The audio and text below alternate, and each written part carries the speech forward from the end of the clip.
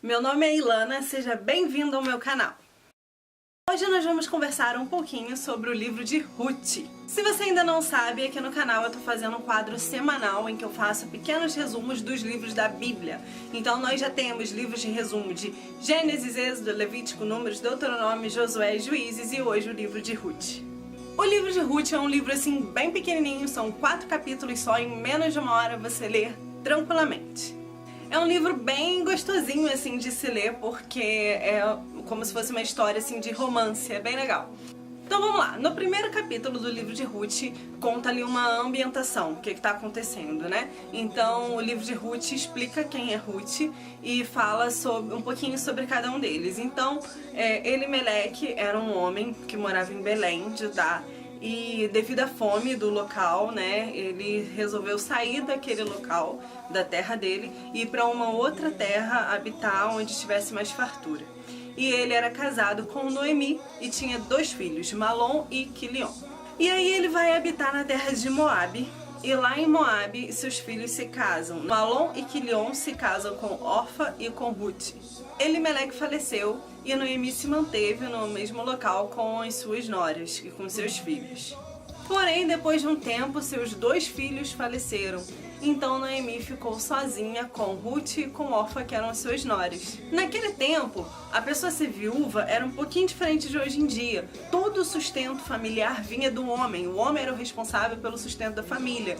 Então, quando o homem morria, as mulheres ficavam desamparadas. Então, elas não tinham proteção, elas não tinham como se alimentar. Elas acabavam sendo como se fossem pobres, né? Mendigas. Então, após a morte de seus filhos, Noemi resolve retornar à sua terra natal e liberar as suas 2 noras para que fossem morar junto com a família dos pais delas, cada uma na sua terra natal.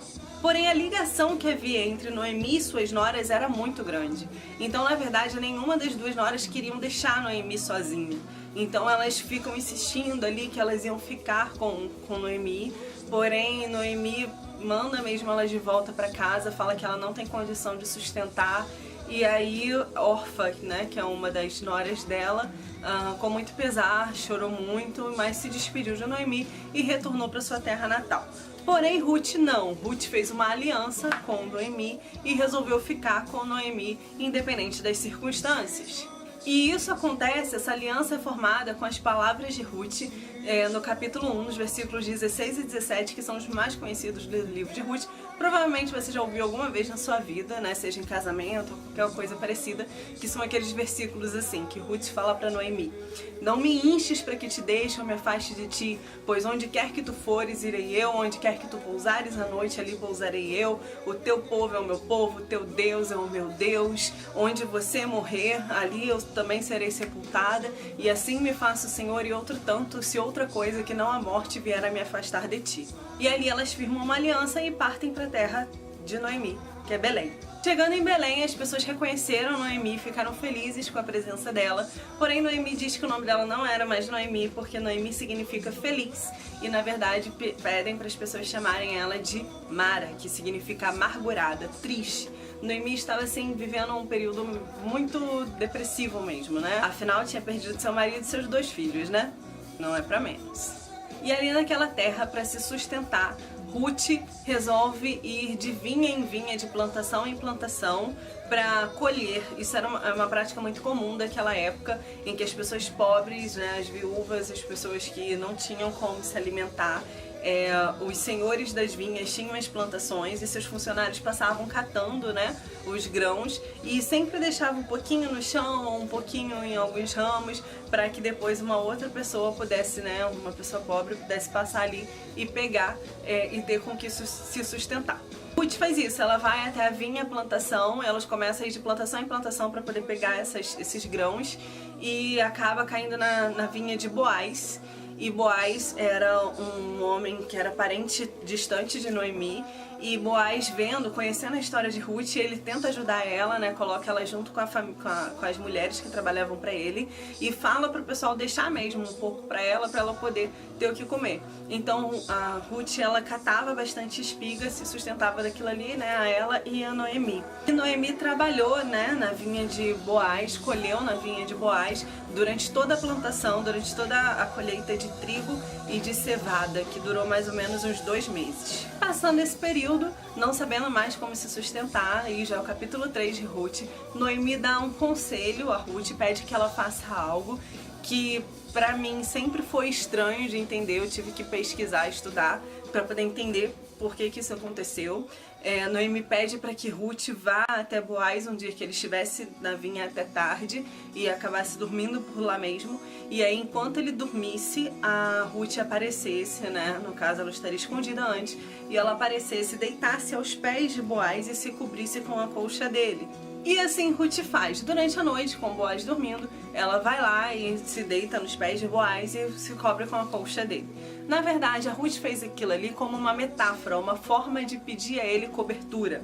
O fato dela se deitar aos pés dele indicava submissão. E o fato de se cobrir com a colcha dele era uma forma dela expressar para ele que ela queria cobertura dele. Naquela época era muito comum o casamento por levirato, que acontecia da seguinte forma: se alguém morresse, né, um parente mais próximo daquela família se apossaria das terras daquela família e casaria-se com a viúva para manter a propriedade na posse do antigo dono, né? Boaz era parente de Noemi, mas não era o parente mais próximo, havia outro parente mais próximo. Boaz era o segundo da lista. Então essa foi uma estratégia de Noemi que passou para Ruth fazer isso, que era uma forma dela pedir essa cobertura a Boaz. Boaz teve todo um cuidado, um carinho com ela, porque ele fez com que ela levantasse, né, se levantasse antes do amanhecer para que ela saísse, ninguém visse Ruth, para que ela não ficasse mal falada nem nada parecido.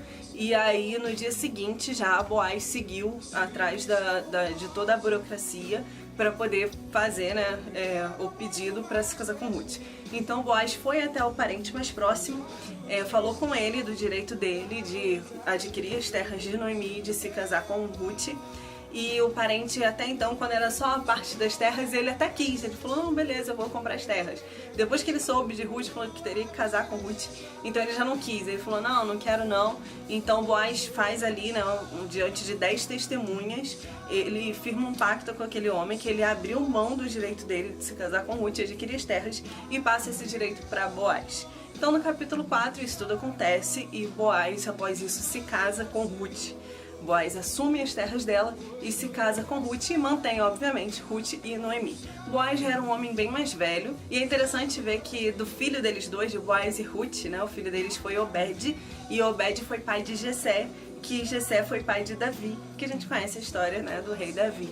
E todo esse povo aí que eu falei tá também na genealogia de Jesus, na linhagem de Jesus, né, descrita lá em Mateus 1. Então, enfim, aí acaba a história do livro de Ruth. É uma história bem pequenininha, mas bem legalzinha. Não se esqueça de ler o livro de Ruth para aprender um pouquinho mais. E semana que vem estaremos aqui novamente com mais um livro, 1 Samuel, talvez 1 e 2 Samuel. Se der tempo de eu ler os dois essa semana, eu trago os dois semana que vem pra vocês, tá bom? É isso, espero que vocês tenham gostado, que Deus abençoe você e a sua casa. Um beijo, tchau!